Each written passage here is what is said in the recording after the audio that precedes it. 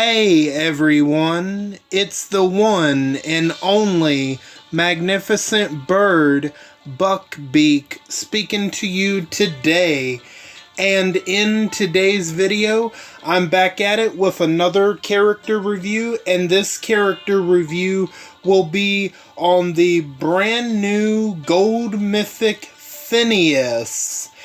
Now, I'll be honest, I haven't heard the name Phineus a lot. The only other time I've heard the name Phineus was on that Disney Channel show, Phineus and Ferb. Other than that, I haven't heard it other than this character and that show. Which I know Phineus and Ferb are brothers, and they have a sister that always has to watch them. I can't remember her name, but I know she's voiced by Ashley Tisdale, and then they have the pet platypus, Agent P, and his arch nemesis is that mad scientist or mad doctor. I forget the guy's name, but yeah, that's like bits of that show I remember, but I wasn't a hardcore watcher of that show. Anyway, enough about Phineus and Ferb. Alright, before we get started, I hope all of you are doing good and staying safe out there. And if you like this video, make sure to hit that like button and subscribe if you're not already subscribed. And feel free to leave a comment down below. And if you want to share the video, that would be great too. And I am doing pretty good, and I'm staying safe out there. And yeah, let's not delay it any longer. Let's go ahead and get into this character review, shall we? Phineus, Old New California. His trait is strong. His role is a medic. And his allegiance is a member of the New Old California. Let's take a look at his stats. His attack stat is 11,229. His defensive stat is 30,880. And his HP is 51,467. Let's take a look at his adrenaline rush. Bone to pick. The recharge rate is 55 AP. Deal 10% of this fighter's max HP as damage to an enemy. Damage a line of enemies instead if the primary target has a debilitating status effect. While battling on the defensive team, this fighter and a teammate get 100% AP. Okay, so pretty simply, he's going to be doing, 10% of his max HP as damage to either one enemy or a line of enemies if that primary target has a debilitating status, which, it depends on who's on that line. You got to think of that. Like, if there's any vengeance tunes, all that stuff, that's like some potential negatives. But I haven't really gone into his kit. But is there any kind of defensive leader that helps protect you from damage reduction? I don't think there is. They have two of them for offense. That's something that I would think that would, I think that's something that a defensive leader might actually need. Because of all of these tunes, not all the defensive tunes, but certain defensive tunes that will deal a certain amount of damage per their defense or max HP. So a defensive leader having counter damage reduction, that actually wouldn't be a bad idea. Maybe that's something that's coming, but honestly, that wouldn't be a bad idea. I could see people pulling for that, honestly, because that would help out. You wouldn't think of that being useful on defense, but if you have these certain tunes that do this damage per per percentage of their HP or defense, you don't realize how much that would help. That's just an idea, but we'll see. Okay, so he's dealing 10% of his max HP as damage to an enemy or a line of enemies if that primary target has a debilitating status effect. Plus, while battling on the defensive team, this fighter and a teammate will get 100% max AP.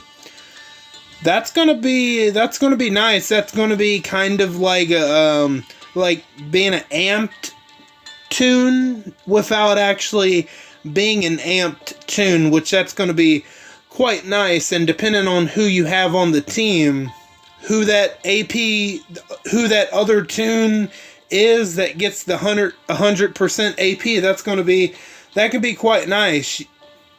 So far nothing too bad, but not like I'm like, wow, I'm amazed. No, but there's nothing too bad, but we'll see. Let's go ahead and go to his signature move, Bloody Survey. The initial cooldown is turn 1. 1 turn for the cooldown. Number of uses, unlimited. Deal 10% of this fighter's max HP as bleed damage to a line of enemies for 3 turns. This fighter cleanses heal reduction and gets 100% heal reduction resistance for 3 turns. Okay, so this is going to be pretty good. Once again, he is dealing 10% of his max HP, but this time instead of normal damage, it's going to be bleed damage, and he's going to deal that max HP damage as, his max HP as bleed damage to a line of enemies for 3 turns. So, and if you notice, HP is his highest stat, and depending on what mods you put on him, what leader you stick him behind, and then how you upgrade your weapon, his HP could be a pretty crazy amount, and then once you level him up all the way, obviously. So yeah, that bleed damage could get pretty crazy, honestly. Plus, he's going to cleanse heal reduction, and he gets 100% heal reduction resistance for 3 turns. Those 3 turns that, today's defensive teams, that's going to be pretty crucial. That's going to absolutely be crucial for sure. And the fact that he can cleanse heal reduction, that's going to be annoying, absolutely. So, pretty good signature, pretty good adrenaline rush so far. So let's take a look at his mythic abilities.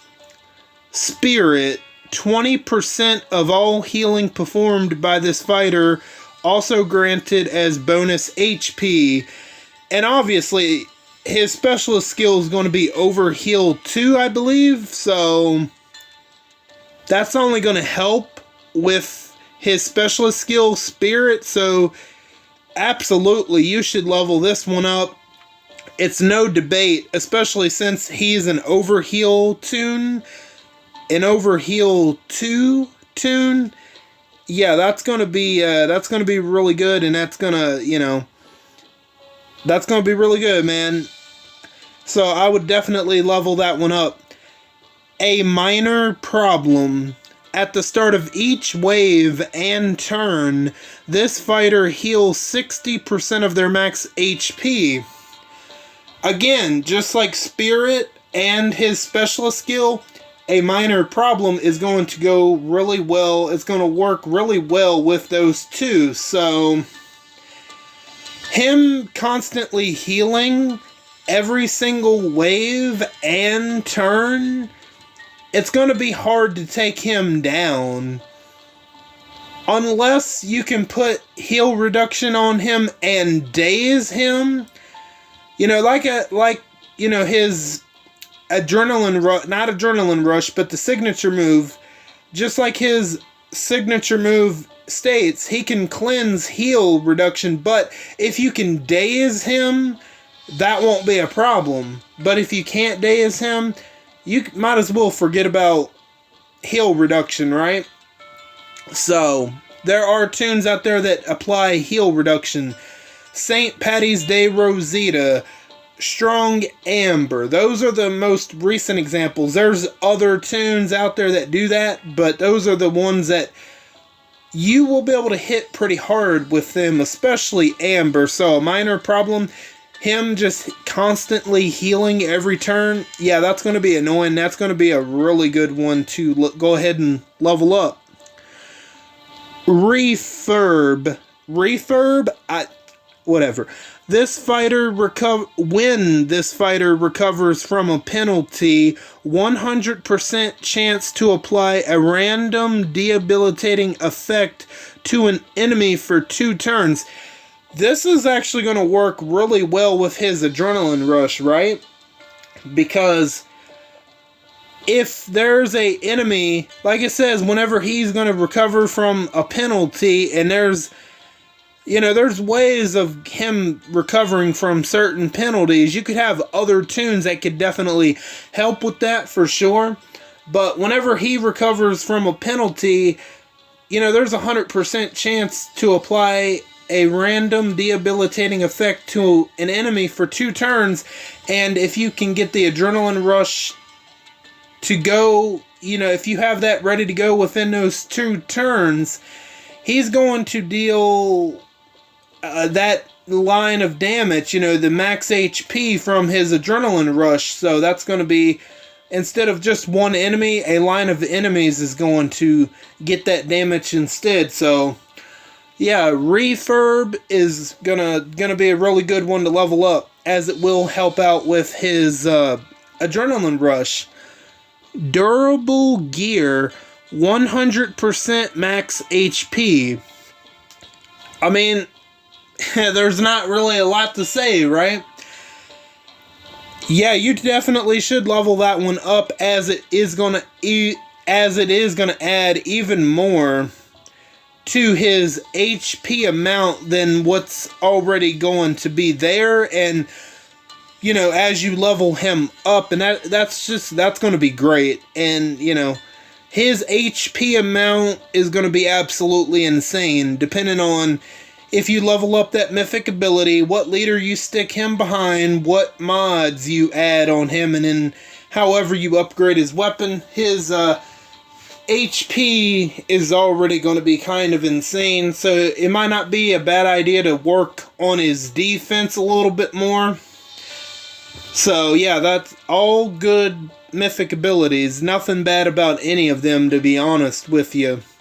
Now let's take a look at his specialist skill, Overheal 2. When this fighter, if this fighter were to be healed over 100% HP, this fighter and all teammates get bonus HP equal to 50% of the amount healed over 100% HP, regardless of any heal reduction affecting those teammates. So yeah, they're just going to be, if he gets healed, which thanks to his mythic ability, one of the mythic abilities where he's going to heal 60% of his HP every turn, that means Overheal is just going to proc off that much sooner, and that's going to be a pain in the ass. Absolutely. So very good. So let's take a look at his weapon. Phineus's Robust Pickaxe. 40% defense, 45% HP, Perfected Cleanse. Remove 1 negative effect from this fighter at the start of every turn. Improved Cleanse. A 60% chance to remove 1 negative effect from this fighter at the start of every turn. Well, how I mentioned a little bit ago how you potentially could daze Phineus, well, that's out the window. Wow. Yeah, I'm gonna give my thoughts. You guys probably already know what my thoughts are gonna be, maybe, but you're still gonna hear them. Okay. The defense and HP, perfect. I would not touch the third or fourth slots on the weapon. Absolutely, you would be a fool if you touched perfected cleanse and improved cleanse. So by having that on his base weapon, you effectively couldn't. You could add daze, but more than likely it's gonna get cleansed. So there you go. So I don't. You have to rely on being really. You have to rely on being really lucky and just being really hard hitting toward Phineus, or you just have to rely on some other player's stupidity and they put in something else. Which I don't think a lot of players are going to be that stupid. No way. If they decide to go for this tune, which I can already tell you, I'm not going for this tune, and I'll explain why. It's not because he's not good. No. It ain't got nothing to do with his skill. But honestly, what I would do is, if you want to go all the way on his HP, if you have like really good defensive mods, that would be a way to go. Or you could go like kind of halfway on the defense, maybe up a little bit on the defense, like 50, I don't know, 50 HP, 50 defense, or you could go all the way on the defense and go 55 defense. I mean, I don't know. There's not really much else you can do that would make much sense, right? So, I mean, yeah, I like his look, cool. And, he's just out there in the apocalypse, I'm sure, just trying to survive. And, real quick, obviously he's a part of the Primed and Ready event, so we'll just quickly just kind of go through these. So, first up, you have a ranged and a melee weapon. So, a ranged and a melee weapon. So, here are the ranged weapons. Easter Eva Savage Rifle. Okay, 45% attack. Huge bonus to AP when attacking. Tank Buster. Superior rush damage. I mean, I don't know. This weapon on the right tune wouldn't be bad, but it could work.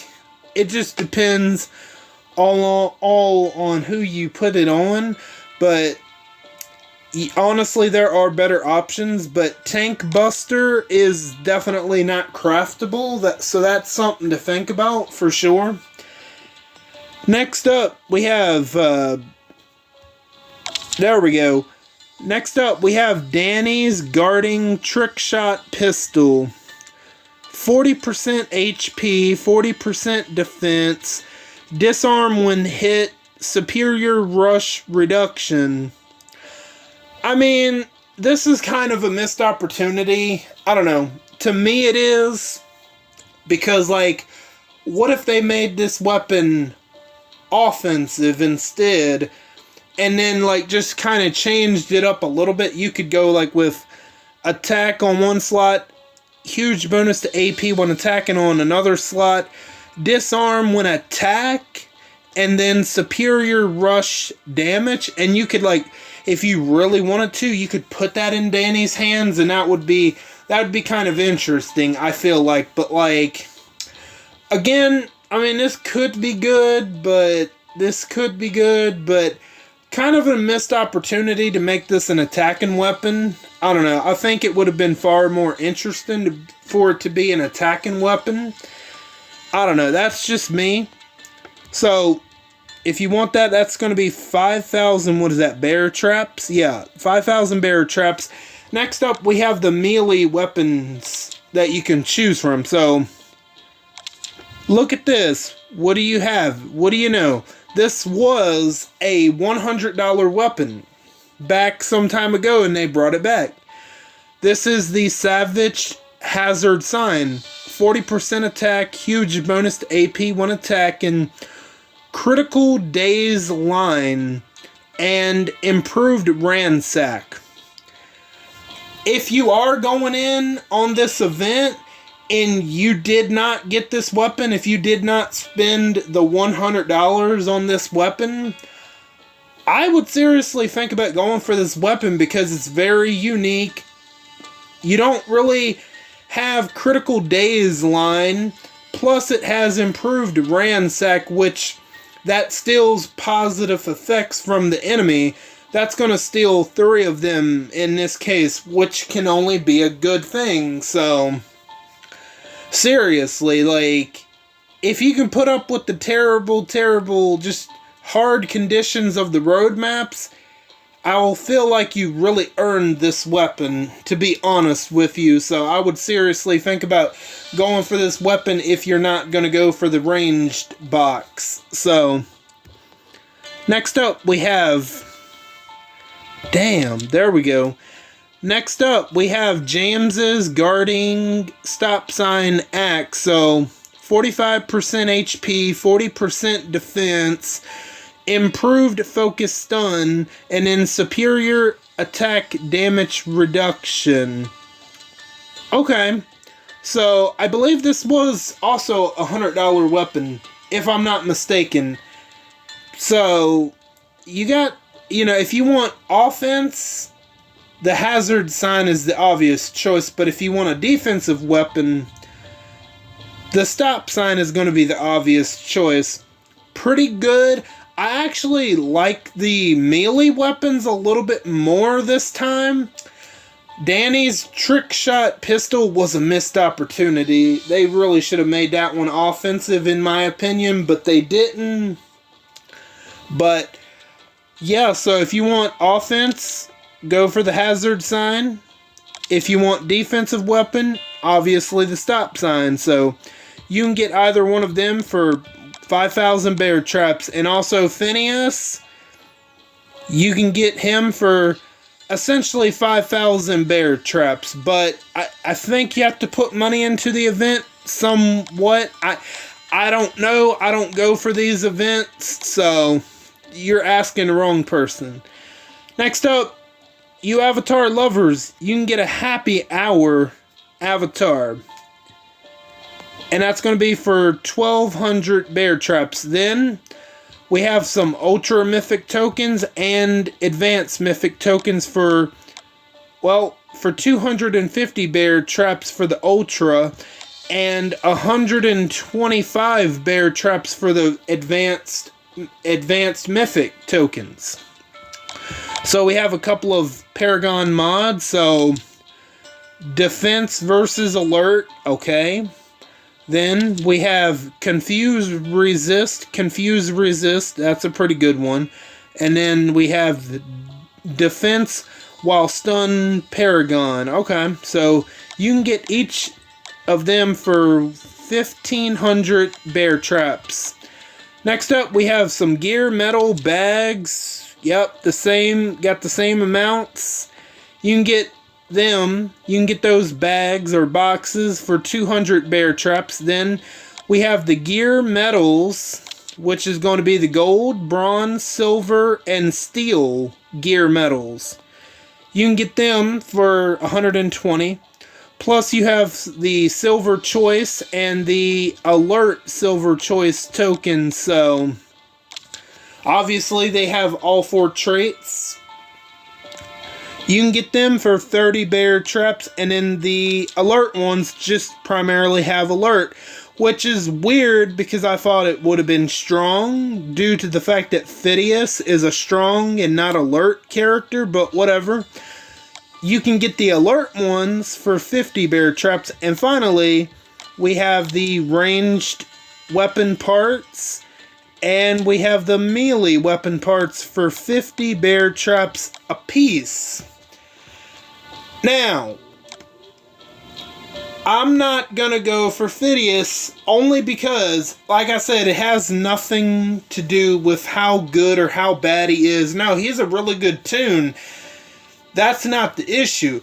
It's just the difficulty of the road maps. I'm good. Those road maps are complete ass, and they are unnecessarily hard. I'm good. I'll pass. I'll take my chances without Phineus. I'm good. I'm freaking good. I'll pass. I'm not putting my time in frustration. Oh, nah. No. I'm good. Them road maps are complete trash. I'm good. So, let me know down below if you are going to go for Gold Mythic Phineus. And if you're not going to go for Phineus, are you going to compete in the road maps in the event to get the bear traps to maybe get one of these weapons, maybe one of the ranged weapons or one of the melee weapons? Maybe you're an avatar lover, or maybe you just want to pick up some extra mythic tokens or a paragon mod or some of the gear. Maybe you need some silver mythics or some weapon parts. Those all wouldn't be bad options if you could put up with the Dark Souls level of road maps. I'm good. I know I sound like a broken record, but I'm good. He's a nice character, but nah, I'll pass on him just like I've passed on all the others. It's like, for example, if you have a car that's been sitting in the garage, say like 10 years or longer, say about 10 years, and the paint on it is rusting, and you go to an auto shop and you get a fresh coat of paint, it's just like that. Same formula, different name, different character, different avatar, different weapons, boom. Maybe some different mods. That's all that's different about these Dark Souls level road maps. So, now that I got that out of the way, let's talk about the, I know I said I really wouldn't care about the NFL, right? I wasn't going to really care about it too much, but come on, how about them Cowgirls, huh? Getting absolutely destroyed by the New Orleans Saints. 44-19. Yeah, them Cowgirls, they are frauds. Frauds, I tell you. My goodness, 44-19. Shoo. You know, I honestly feel better about the...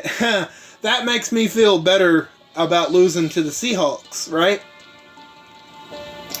I mean, they had to go to overtime to beat New England, 23-20. It makes our defeat look 10 times better in comparison. I'm sure Aaron Rodgers and the Jets are about to destroy us coming up on Thursday. But that's coming.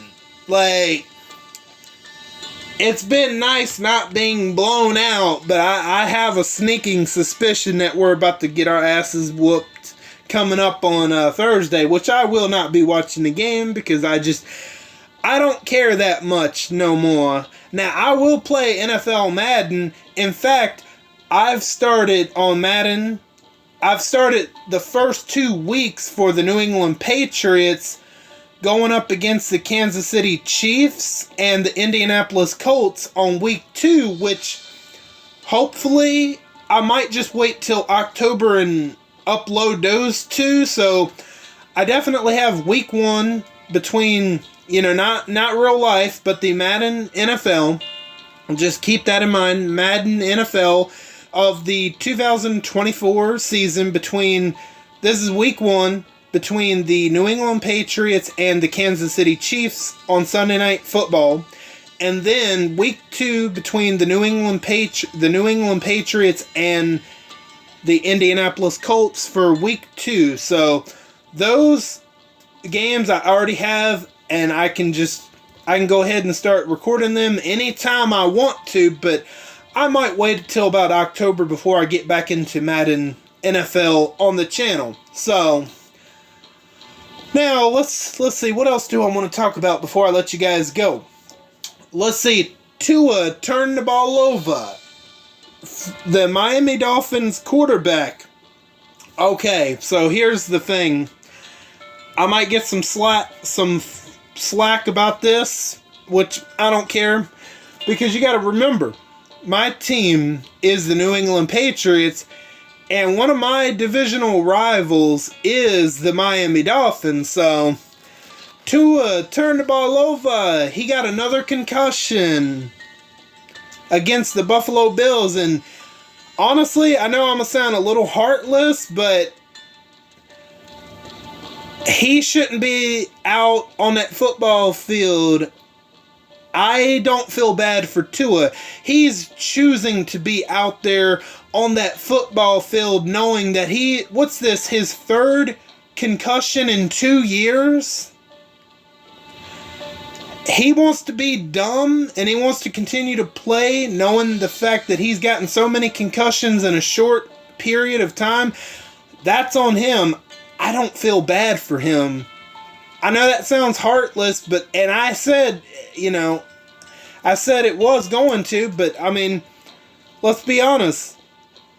There's so much more to life than just playing NFL, football. And what's he in his late 20s? No, he should walk away and he should just wrap it up, just go on and just go do something else. I don't feel bad for him. And especially, Tua turned the ball over. He's a bum-ass quarterback anyway. He's not that good. And plus, he's throwing in that piece of shit Tyreek Hill, who's like, week 1 before the game, he was dumb enough to be speeding. And that's when he got pulled over by the cops. And, well, he's like claiming, screaming, I just had knee surgery. But the guy has no problem getting an 80-yard touchdown reception against the Jacksonville Jaguars, but apparently he just had knee surgery? Bullshit. He is so full of it. He is so full of shit. He's a Tyreek Hill, and then there's another incident back in 2019 where apparently Tyreek Hill's son had his arm broken in a domestic dispute. And it wasn't confirmed if Tyreek Hill did it, but Tyreek Hill's son's mother said that your son is afraid of you, and Tyreek Hill responded said, you should be afraid of me too, B-I-C-T-H. Yeah, Tyreek Hill is a piece of shit. I don't know how anybody can like him. He's entitled. He's a fake victim who has millions, and without those millions and the fame, Tyreek Hill would be nothing. And, here's the thing. It is kind of the NFL's fault, because when NFL players, not all of them, when certain NFL players go out here and play these childish games and do shit that they're not supposed to do and get in trouble, these players know that the they're not going to do anything to severely punish them. Oh, you can go and smack up your girlfriend, that's fine. As long as her heart is still beating, we'll just give you a slap on the wrist. If you go and break your child's arm, that's okay too. But the minute that one of the players gets caught with marijuana, they're getting thrown under the jail. I can't remember what player it was, but they were caught with just a little bit of marijuana. They got in serious trouble, but it's okay to smack up your girlfriend, right? That's why I don't care about the NFL. That's one reason that I don't care about the real life NFL no more. Just these players, they go out and do this stupid shit and they can get away with it because they got the money, they got the fame, and plus the NFL they don't do nothing to punish them, you know what I mean? They're like, oh, well, as long as you don't kill them, you're good. You're good. So, yeah, that's probably the last bit of NFL. As far as real life NFL, you're going to hear me discuss, just because I can't take this shit no more. I really can't. And, yeah, incoming, here comes a Jets blowout win against my team. I already know what's going to happen. It hasn't happened yet, but it's coming, and I'm not really, you know, I would say that I would normally be pissed off, but I'm at the point where I just like, oh, well, I'm expecting it every single week. So, that's all I got for you guys for today. I want to thank each and every one of you for your support, for your continued support, and for stopping by. And if you like this video, you know, make sure to hit that like button. And if you have any thoughts on anything that was said in today's video, feel free to let me know down below. I'm gonna go fly away back to my nest.